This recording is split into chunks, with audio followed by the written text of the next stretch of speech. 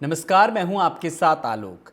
आप देख रहे हैं टीवी 27 न्यूज। लोकसभा चुनाव से पहले राष्ट्रीय शोषित समाज पार्टी के अध्यक्ष स्वामी प्रसाद मौर्य ने इंडिया गठबंधन को समर्थन करने का ऐलान किया। स्वामी प्रसाद मौर्य ने कहा कि आने वाले लोकसभा चुनाव में बिना किसी शर्त के हम देश, लोकतंत्र और संविधान को बचाने के लिए इंडिया गठबंधन को समर्थन देंगे। उन्होंने कहा, अगर इंडिया गठबंधन हमें हिस्सेदारी देती है तो भी हम उनको समर्थन देंगे, अगर हिस्सेदारी नहीं भी मिलेगी तो भी हम उनको समर्थन देंगे। आने वाले समय के लिए इंडिया गठबंधन देश की मांग है।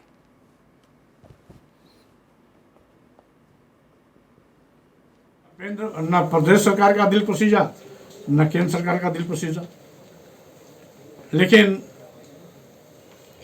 उन्होंने आनंद जी को वायु श्रेणी की सुरक्षा देकर के दरियादिली दिखाई।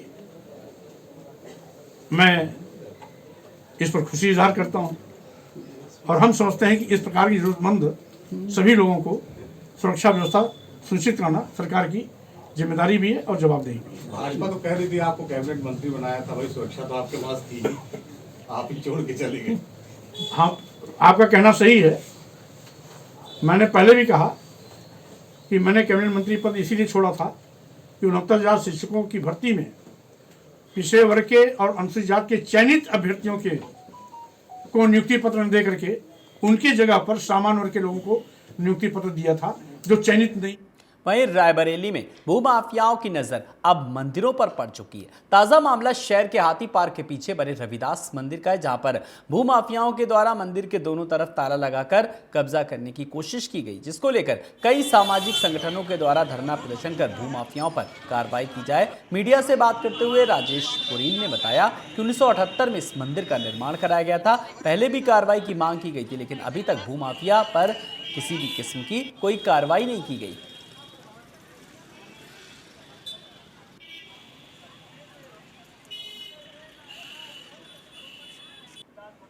सर, क्या परिचय?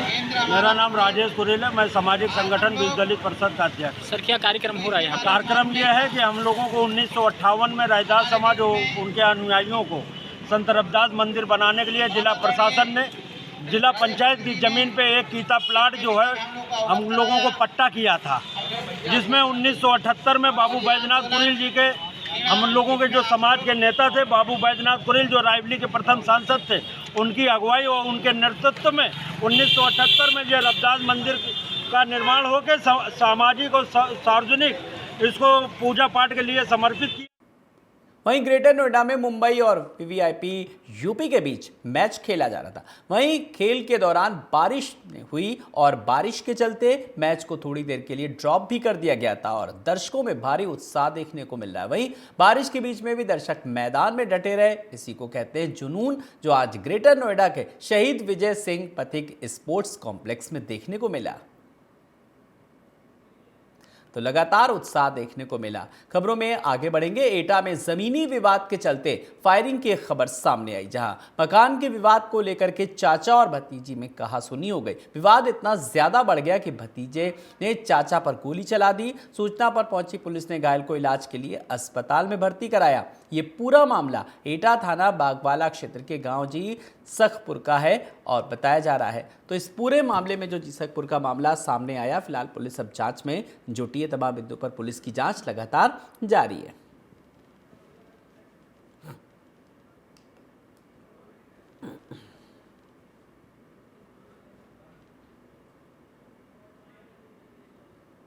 थाना बागवाला अंतर्गत जीसुकपुर ग्राम से सूचना प्राप्त हुई कि वहाँ पे एक गोली मारने की घटना हुई है। प्रथम दृष्टया छानबीन से पता चला है कि ये मकान बनाने को लेकर विवाद हो रहा था दोनों सगे भाइयों और चाचा के बीच में। उसमें ये घटना कारित हुई है।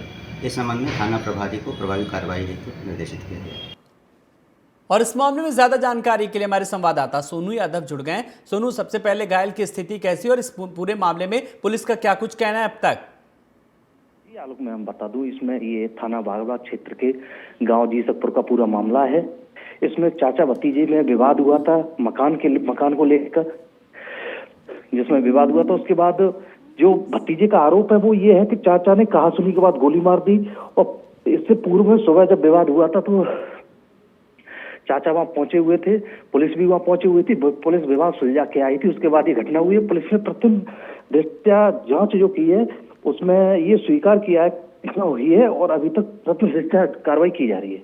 चलिए नजर रखिएगा। बहुत बहुत शुक्रिया इस तमाम सारी जानकारी के लिए। वहीं एटा ट्रैफिक पुलिस की एक बड़ी कार्रवाई करने की खबर सामने आई, जहां ट्रैफिक पुलिस ने रोडवेज रंग में रंगी 2 डग्गेमार बसों को सीज कर दिया। पुलिस ने धोखाधड़ी के मामले में बसों के खिलाफ मुकदमा दर्ज किया। पुलिस ने यह कार्रवाई शासन के आदेश के अनुपालन में की, जहां योगी सरकार ने शहर के अंदर अवैध बस स्टैंड और टेम्पो स्टैंड हटाने के निर्देश दिए थे। तो फिलहाल जिस तरीके से अवैध अतिक्रमण और अवैध कब्जे पर कार्रवाई को लिए पुलिस की सख्ती साफ तौर पर सामने आई। पुलिस ने अवैध अतिक्रमण को हटाने के आदेश भी दिए और इससे पूरे मामले में सख्ती बरतने की बात की और कहा कि बख्शा किसी को नहीं जाएगा।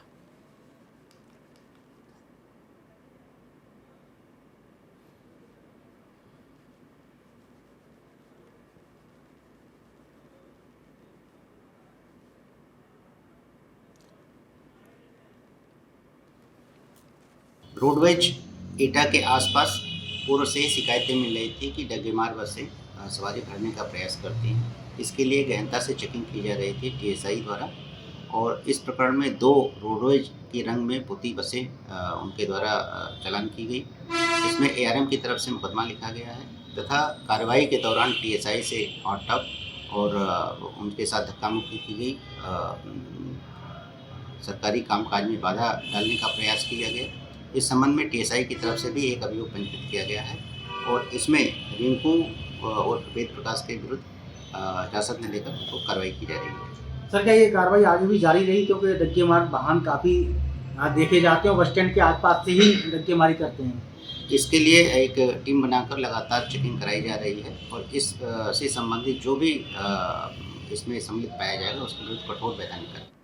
मोनू यादव हमारे संवाददाता जुड़ गए। सोनू, लगातार जिस तरीके से अगर पूरा ये मामला सामने आया है, फिलहाल किस किस पर मामला दर्ज हुआ है और पुलिस की कार्रवाई किस दिशा में आगे जाती नजर आ रही, जानना चाहेंगे आपसे। जी आलोक, मैं बता दूं ये एटा ट्रैफिक पुलिस एवं एआरएम की ये एटा पुलिस की बड़ी कार्रवाई है। जो रोडवेज के रंग में कुछ प्राइवेट बसें हैं रोडवेज के रंग में रंगी होती हैं और धड़ल्ले से डग्गेमारी करती हैं। वहीं सीएम योगी आदित्यनाथ के कड़े संदेश होने के बावजूद तो ये एटा में कार्रवाई नहीं हो पा रही थी, लेकिन आज ये बड़ी कार्रवाई हुई है जिसमें 2 रोडवेज बसों को पुलिस ने पकड़कर सवारी भर रही थी। उस टाइम ही पुलिस ने छापा मारा। एआरएम और टीएसआई ने बड़ी ये कार्रवाई की है, दोनों बसों को पकड़कर सीज कर दिया है, वहीं इस पर चालान भी किया है। और वहीं जब एएसपी से बात हुई तो एएसपी का कहना है कि ये कठोर कार्रवाई आगे भी जारी रहेगी। जी आलोक, बहुत बहुत शुक्रिया सोनू यादव इस तमाम सारी जानकारी के लिए। वहीं ग्रेटर नोएडा में मुंबई और वीवीआईपी यूपी के बीच मैच खेला जा रहा था। खेल के दौरान बारिश भी हुई। बारिश के चलते मैच को थोड़ी देर के लिए ड्रॉप भी किया गया और दर्शकों ने लेकिन इस बीच काफी उत्साह देखने को मिला। बारिश के बीच में भी दर्शक मैदान में डटे रहे। इसी को कहते हैं जुनून, जो आज ग्रेटर नोएडा के शहीद विजय सिंह पथिक स्पोर्ट्स कॉम्प्लेक्स में देखने को मिला। बीच में एक बार फिर से मैच की शुरुआत होने जा रही है। दर्शकों को कैसा लग रहा है, क्योंकि भारी बारिश के बीच में भी दर्शक यहीं पर डटे रहे और दर्शकों का उत्साह देखते बनना है। दर्शकों से बातचीत करने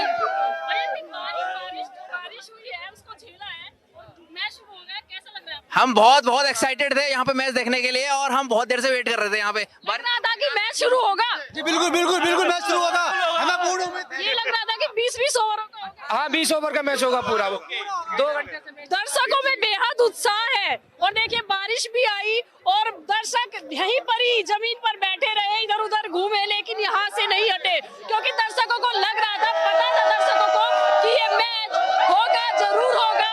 और ये फाइनल जो मैच मुंबई और वीवीआईपी के बीच में, किसको सपोर्ट करोगे? मुंबई को सपोर्ट करोगे? मुंबई से यूपी को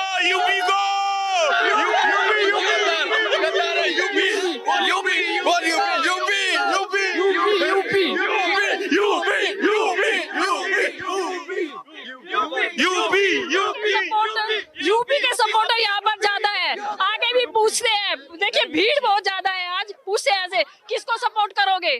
छोटे उत्तर प्रदेश, क्योंकि देखिए यहाँ पे जितने भी लोग बैठे हैं सबसे ज्यादा यूपी को सपोर्ट कर रहे हैं। किसको सपोर्ट करोगे? उत्तर प्रदेश को सपोर्ट करेंगे, रैना को। देखिए भाई बारिश बहुत ज्यादा हुई है, भीगी तो नहीं आपकी है चादर? अच्छा, और भी दर्शक है बहुत सारे हैं। शुरू होगा। हालांकि मैच शुरू होने जा रहा है, बच्चे भी है। यूपी को यूपी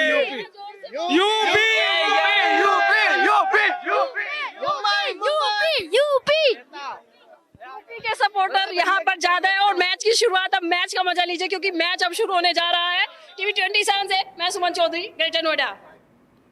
वहीं पुलिस अधीक्षक बड़वानी पुनीत गहलोत के निर्देशन में बड़वानी जिले के सभी 15 थानों में पुलिस जनसंवाद कार्यक्रम का आयोजन किया गया। इस जनसंवाद कार्यक्रम में जनप्रतिनिधिगण, गणमान्य नागरिक, मीडिया बंधु, डॉक्टर, वकील, छात्र, समाज सेवी संगठन, व्यापारीगण, शिक्षक आदि प्रत्येक वर्ग के नागरिकों ने अपनी सहभागिता दी।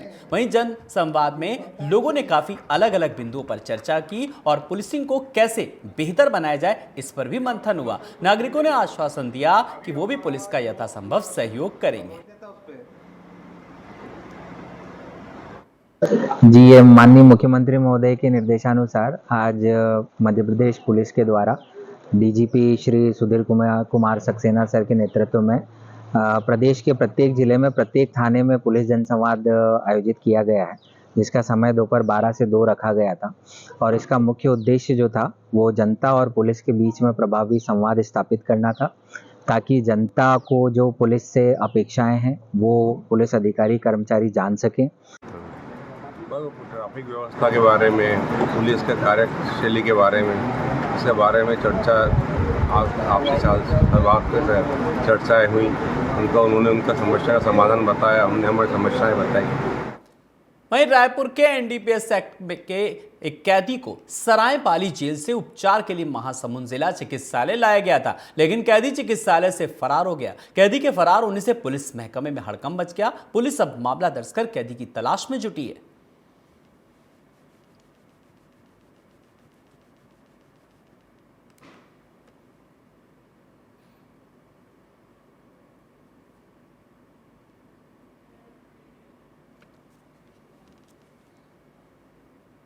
वहीं सीहोर के श्यामपुर के कई पुलिस थानों में जनसंवाद कार्यक्रम का आयोजन किया गया। इसी कड़ी में अहमदपुर थाने में एक जनसंवाद बैठक का आयोजन किया गया। बैठक में बड़ी संख्या में आम नागरिकों ने हिस्सा लिया। पुलिस ने आम नागरिकों के मन में कई व्याप्त जो भ्रांतियां थीं उनको दूर किया। लोगों ने पुलिस से मांग की कि इलाके में ट्रैफिक की व्यवस्था को ठीक किया जाए।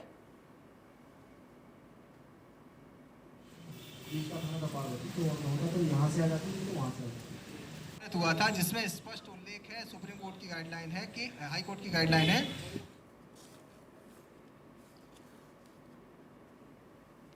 वहीं हरियाणा के सीएम मनोहर लाल आज फरीदाबाद में थे, जहां उन्होंने फरीदाबाद हाफ मैराथन को हरी झंडी दिखाई और खिलाड़ियों के साथ दौड़ भी लगाई। और खास बात यह रही कि देर रात से आज सुबह तक जबरदस्त बारिश थी, बावजूद इसके फरीदाबाद में लोगों का जोश काफी हाई था और वो बड़ी संख्या में इस कार्यक्रम में शामिल हुए। कार्यक्रम में सीएम मनोहर लाल ने कहा कि फरीदाबाद के लोगों का जोश देखने ही लायक था और इसके लिए उन्होंने डीसी विक्रम सिंह को बधाई दी। इस मौके पर मुख्यमंत्री ने 90 साल की एक महिला धावक और विजेता धावकों को सम्मानित भी किया। 30,000 रुपए। सुभाष रावल कितने किलोमीटर में दौड़? 5 किलोमीटर, उम्र 80 साल 6 महीने। अच्छा जी, इतनी दौड़ करने का राज क्या है? कैसे दौड़ाई? मैं रोजाना 10 किलोमीटर सैर करता हूँ। मुझे सुन रहे हैं। जैसा हरियाणा में हम नए नए कार्यक्रमों की शुरुआत करके समाज के हर वर्ग को उनको एक खुशहाली, खुशी इस मुद्रा में लाने के लिए हम काम कर रहे हैं, जिसके लिए मैंने शब्द प्रयोग किया हैप्पीनेस इंडेक्स। हरियाणा का हैप्पीनेस इंडेक्स कैसे बढ़े, इसके लिए कई प्रकार के कार्यक्रम, चाहे वो राहगिरी हो, चाहे मैराथन हो, चाहे साइकिल यात्रा हो, अलग अलग थीम को लेकर के हम करते हैं। आज उसी कड़ी में फरीदाबाद का हाफ मैराथन, जिसके अंदर रजिस्ट्रेशन तो ऐसा बताया जा रहा है कि 1 लाख लोगों का हुआ, लेकिन मौसम के थोड़ा सा बाधा डालने के बाद भी यहाँ मुझे लगता है कम से कम 50,000 लोगों की उपस्थिति हुई होगी। लखनऊ में आयोजित होने वाले यादव महाकुंभ में मध्य प्रदेश के मुख्यमंत्री मोहन यादव मुख्य अतिथि के तौर पर शामिल हुए। इसके लिए वो लखनऊ पहुंचे और उनके स्वागत के लिए प्रदेश भर में यादव लैब मोहन के साथ बैनर लहरा रहे थे और राज्य के कई जिलों से लखनऊ आए यादव समाज के लोगों को संबोधित भी किया और 2024 के लोकसभा चुनाव को लेकर उनके यूपी के दौरों को चुनाव के लिहाज से बेहद अहम माना जा रहा है कि यादव वोटर्स को साधने के लिए भाजपा सीएम मोहन को आगे कर रही है।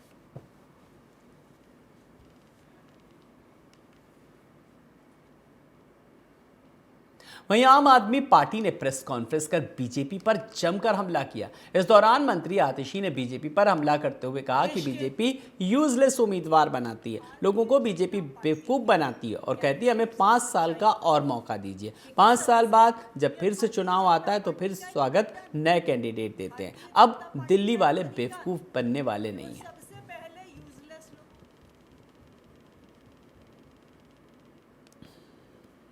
प्रेस कॉन्फ्रेंस के माध्यम से हमने देश के दिल्ली के लोगों को भारतीय जनता पार्टी के कैंडिडेट्स की सच्चाई बताई थी कि किस तरह से यह भारतीय जनता पार्टी का एक पैटर्न है, भारतीय जनता पार्टी का एक तरीका है कि वो सबसे पहले यूजलेस लोगों को टिकट देते हैं, उसके बाद अगर वो गलती से जीत जाएं, चाहे उनके पार्षद हों, चाहे विधायक हों, चाहे सांसद हों, वो 5 साल के लिए जनता के बीच में जाते नहीं हैं, इलाके में दिखते नहीं हैं, जनता का काम करते नहीं हैं।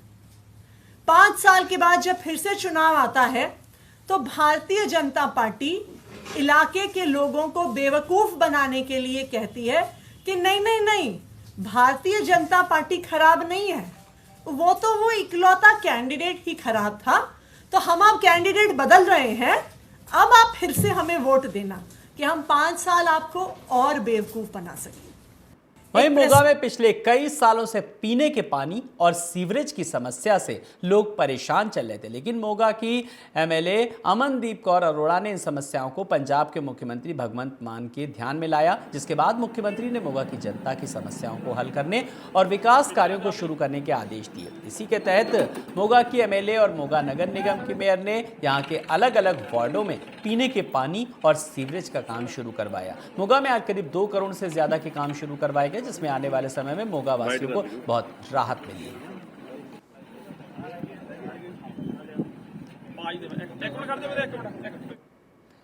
वहीं मोगा हल्के के नियाल सिंह वाला के गांव रड़सीन के पास खेतों में बने पोल्ट्री फार्म पर काम करने वाले एक व्यक्ति का शव संदिग्ध परिस्थितियों में मिला। मृतक की शिनाख्त कर्नल सिंह के रूप में की गई। मृतक के परिजनों ने हत्या की आशंका जताई। वहीं पोल्ट्री फार्म के मालिक ने इसकी सूचना परिजनों और पुलिस को दी। परिजनों ने बताया कि उन्हें पोल्ट्री फार्म के मालिक का फोन आया कि उनके पिता घायल हो गए। उन्होंने कहा जब हम मौके पर पहुंचे तो पता चला कि हमारे पिता की मौत हो गई। परिजनों ने पुलिस से मामले की निष्पक्ष जांच करने की अपील की और आरोप लगाया कि हत्या भी हो सकती है। पुलिस का कहना है कि जांच की जा रही है, जांच के बाद ही कुछ कहा जा सकता है। मृतक का शव पोस्टमार्टम के लिए भेज दिया गया है।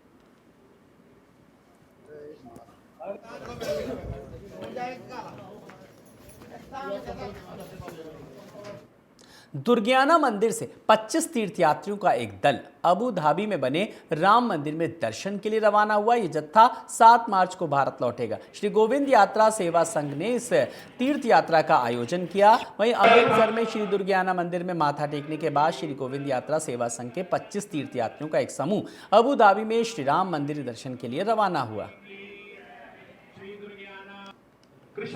अबू धाबी में हिंदुओं का ये एकमात्र ऐसा मंदिर है। इस मंदिर का निर्माण BAPS संस्था ने किया।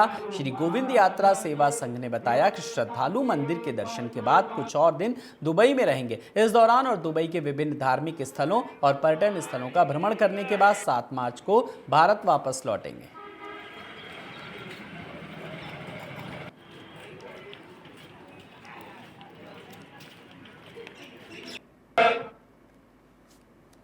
वहीं फरीदाबाद में ड्यूटी से घर लौट रहे स्कूटी सवार को तेज रफ्तार ट्रक ने कुचल डाला, जिसमें उसकी मौके पर ही मौत हो गई। घटना दिल्ली से सटे फरीदाबाद के सेक्टर 56 के पास की है। ये पूरी घटना CCTV में कैद हो गई। पुलिस ने आरोपी ट्रक चालक को जल्दी गिरफ्तार करने का दावा किया और उसके खिलाफ मामला दर्ज कर लिया गया है। कल शाम को 3:30 बजे के करीब विनोद प्रसाद जी जो सेक्टर 56 में रहते हैं, अपने घर से मुजफ्फरसर की तरफ जा रहे थे। जैसे ही उन्होंने 56 वाला पुल क्रॉस किया, क्रॉस करते ही एक ट्रक चालक ने गफलत लापरवाही से चलाते हुए ट्रक को उनको कुचल दिया। कुचलने के दौरान कुचलने से उनकी मौत हो गई। मौत एक्सीडेंट से हुई है। पुलिस ने मुकदमा दर्ज कर लिया है। आरोपी कब तक गिरफ्तार कर लिया जाएगा? जल्द ही आरोपी को गिरफ्तार कर लिया जाएगा। तफ्तीश जारी है। नाश का पोस्टमार्टम करवाया जा रहा है। जो नाश का पोस्टमार्टम कराने के बाद वारसान को सौंप दिया जाएगा। ठीक है। बहराइच के कतरनिया घाट वन्यजीव प्रभाग के विभिन्न रेंजों में विश्व वन्यजीव दिवस मनाया गया। विश्व वन्यजीव दिवस के मौके पर कतरनिया घाट डीएफओ बी शिवशंकर ने दिशा निर्देशों पर वनों एवं वन्यजीवों के संरक्षण को लेकर जागरूकता कार्यक्रम का आयोजन किया गया। इस दौरान कतरनिया घाट प्रभाग के मोतीपुर में बी शिवशंकर के नेतृत्व में मुख्य कार्यक्रम का आयोजन हुआ। वन्यजीवों के संरक्षण पर कार्य कर रही संस्था WWF ने स्कूली बच्चों और आम जनमानस को वन्यजीवों के संरक्षण को लेकर जागरूक किया।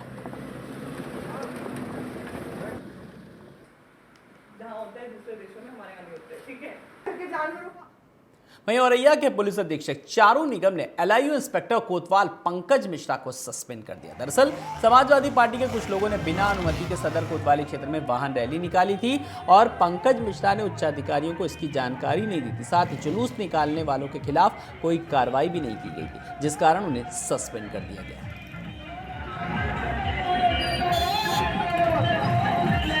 रैली के संबंध में एक खबर चल रही है, क्या है पूरा मामला? श्री ओम प्रकाश ओझा जिला महासचिव सपा औरैया के द्वारा 2/3/24 को पूर्वाह्न 10 बजे से अपराह्न 1 बजे तक की कार्यकर्ता बैठक के संबंध में एक अनुमति प्राप्त की गई थी, जिसके संबंध में सोशल मीडिया के माध्यम से एक रील जो कि वायरल हुई उसका संज्ञान लिया गया।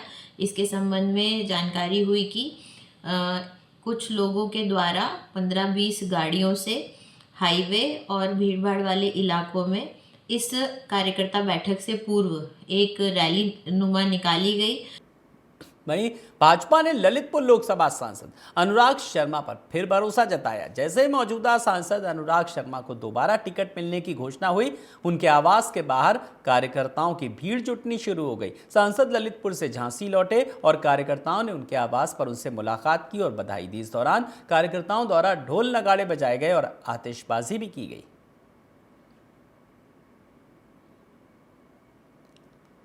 और काम किया जाए तो वो कामों को हम पूर्ण करने की कोशिश में लगेंगे। झांसी स्मार्ट लोगों का स्मार्ट शहर है, तो इसका तो विस्तार होना जरूरी है। ऐसे ही मौरानीपुर, ललितपुर, इनमें भी अब लोगों में नई आशा जागी है। इतने साल बाद बुंदेलखंड के लोगों में एक नई उमंग है, क्योंकि हम सबको प्रधानमंत्री के नेतृत्व में योगी जी ने जो बुंदेलखंड के लिए किया है, आज तक हमारे इतिहास में नहीं हुआ।